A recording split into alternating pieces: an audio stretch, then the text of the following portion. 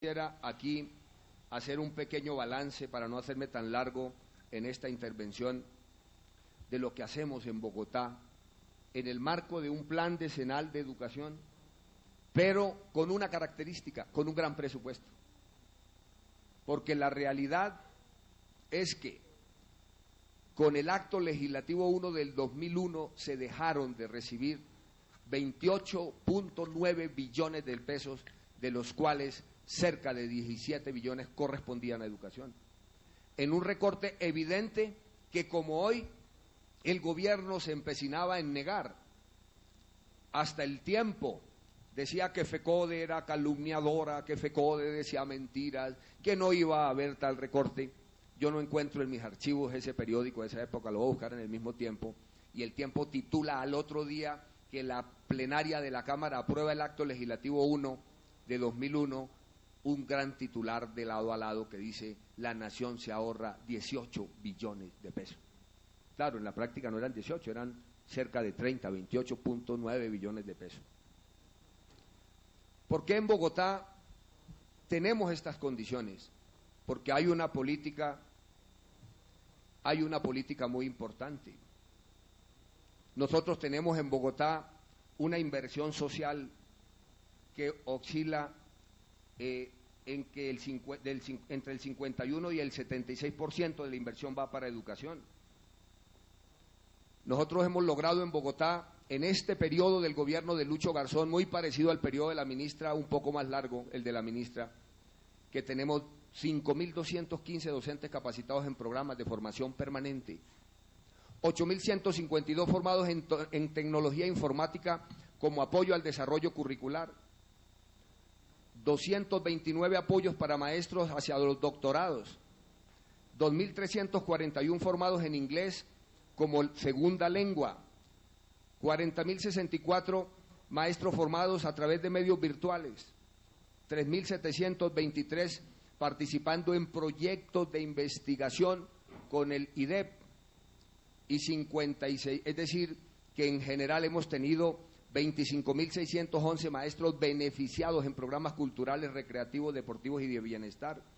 Hemos integrado conjuntamente con las cooperativas del magisterio y las cajas de compensación un programa de apoyo, de recreación, de estímulo a los maestros muy importante, sin que hayamos tenido que invertir, por supuesto, tanto recursos como diría la gente que hay que hacerlo.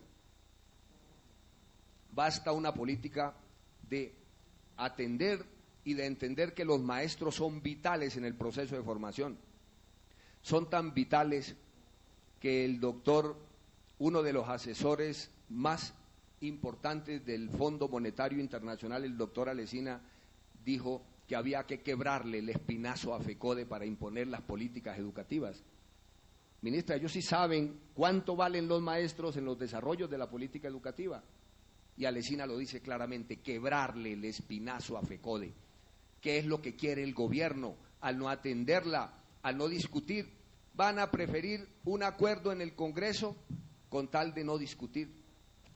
Y la ministra lo ha dicho aquí de manera clara. Yo recuerdo que en el debate pasado la ministra dijo: yo no discuto estatuto docente único, yo no discuto aquí con FECODE, y menos no voy a discutir en ningún ambiente una ley estatutaria del derecho a la educación. Yo creo, ministra, que ese es un error. A mí me parece que volver a la política de concertación, a la política de diálogo, a la cual llegamos con los diversos gobiernos, es una necesidad, no solo para mejorar la calidad de la educación, sino para avanzar en la política de aclimatar la paz. Y sigo, por ejemplo, en los desarrollos que hemos tenido en Bogotá: 182.000 nuevos cupos, nuevos estudiantes matriculados. Hay 600.000 de ellos en educación gratuita, 500.000 acceden a su cupo alimentario, muchos de ellos con comida caliente. Y para resolver el problema de la deserción se ha creado la política del subsidio monetario. Preferimos darle 45, 50, 60.000 pesos a los niños en vez de que se vayan al semáforo a vender frutas o dulces. Nos parece que es mejor para la niñez.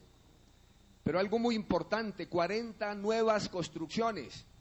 Yo he visto, y yo aquí quiero decirle a los colegas del gobierno distrital que deberían poner en práctica esa propaganda que dice que quién pone más huevos, si la iguana o la gallina. Todo el mundo cree que pone más huevos la gallina porque la gallina hace bulla cuando pone los huevos, pero sin embargo la iguana pone más huevos, ¿sí? Yo he visto las propagandas del alcalde de Medellín cuando no ha hecho la mitad realmente, que es muy positivo, por supuesto, lo que ha hecho el alcalde de Medellín, de lo que ha hecho nuestro gobierno en materia de educación, pero lo reivindica hasta en los noticieros pagándolo como una noticia. 40 colegios nuevos. De la reposición, del reforzamiento estructural de los 220 colegios que teníamos, 20 prácticamente tuvieron que hacerse como colegios nuevos. Y 200 tienen el reforzamiento estructural, que es muy importante para generar la protección a los niños en caso de un sismo en la capital.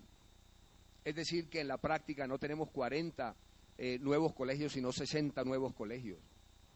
Esto nos ha permitido una ampliación de cobertura por una vía muy importante, por la vía de la inversión también, y por la vía de nombrar más de 3.000 maestros en el distrito. Yo creo que ahí tenemos una diferencia fundamental. Si no hay la inversión necesaria, es decir, la ampliación se hace sobre la vía de llevar más estudiantes a la poca disponibilidad locativa que se tiene, de tal manera que terminamos en el hacinamiento, como ha ocurrido en la política de ampliación de cobertura del actual gobierno. Decía uno de los ponentes ayer que ha encontrado salones de 55 y 60 chicos y chicas. Por supuesto que así ninguna educación de calidad tiene posibilidades de avanzar. Y la política del programa Escuela, Ciudad Escuela, ha tenido 8.950 expediciones pedagógicas con los chicos, ¿sí? En un tiempo extraescolar de atención también a los niños en cerca de 110.000 y actos culturales, recreativos, etcétera, para 980.000. ¿Esto en qué ha incidido, honorables integrantes de la Comisión Sexta y Ministra? En que el 58% de los colegios distritales se encuentren hoy en el nivel alto y superior del ICFES. Ese es el resultado del 2006. ¿Cómo es de diferente la celebración del Día del Maestro en Bogotá, el tratamiento de la permanencia en la Semana Santa con el del resto del país? Una semana de presentación de actos culturales, de obras de teatro, etcétera, donde los artistas nacionales han estado allí acompañando en importantes veladas culturales a los maestros, cosa por supuesto que tiene que ver de manera fundamental con una política, el de tener un reconocimiento a los maestros como vitales en el proceso educativo.